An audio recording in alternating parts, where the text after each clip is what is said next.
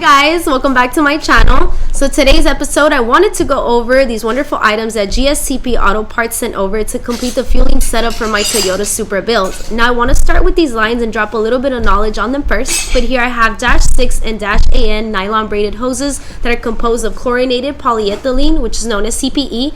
Their inner lining still is stainless steel, and these are known to be compatible with all fuel systems like E85, methanol, C10. Now these are very similar to polytetrafluorylene lines, which is PFTE lines.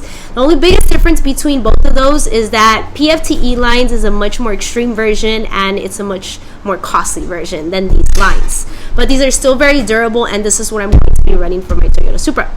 Now here they also sent me this pretty cool nifty tool, which is an AN fitting installation tool for these lines. Now I have never used one of these before, but I'm going to be testing out some temporary line here to see if I can get the hang of making these lines. I do have a little -6 AN fitting here, and hopefully it works out well before I can start manufacturing the lines for my Toyota Supra.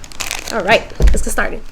These are brand new hoses, but I'm testing out the lines to see if there are any holes in them. I'm running air through the hose with an inflator and running my hand through the nylon to see if I feel any air seeping out. You can also plug one end and pressure should only escape from where the air hose goes in, but you can feel if there is any air anywhere else running through the hose. Running water or smoke through the hose also works in the same way.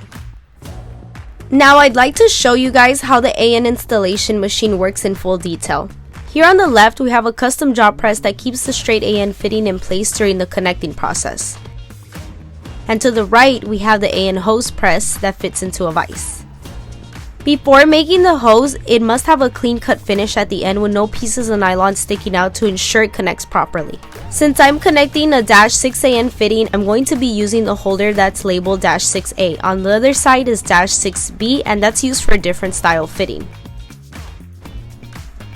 It fits into the custom jaw like a puzzle piece. Once it's set, you can get any -6 AN fitting and detach the straight piece from it and place it in the holder. Close it shut, locking it in place.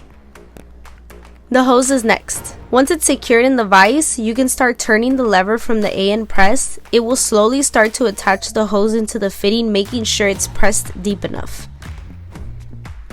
After the hose feels tight, it has reached its limit. Now you can release the vise first, then unlock the jaw, and you should have a nicely assembled fuel hose that looks like this.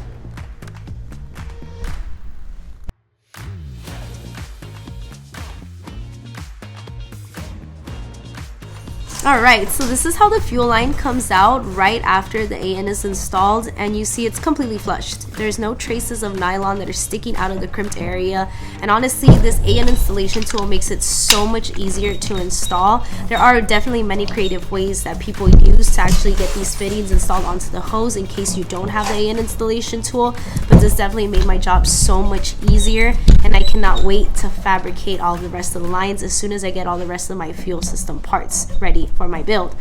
All right, and I'd like to really thank GSTP Auto Sports for sending this package over. This definitely helps a lot for my build, and it's gonna take me one step closer to getting this done. Thank you guys so much for watching. Have a great day and stay tuned for the next video.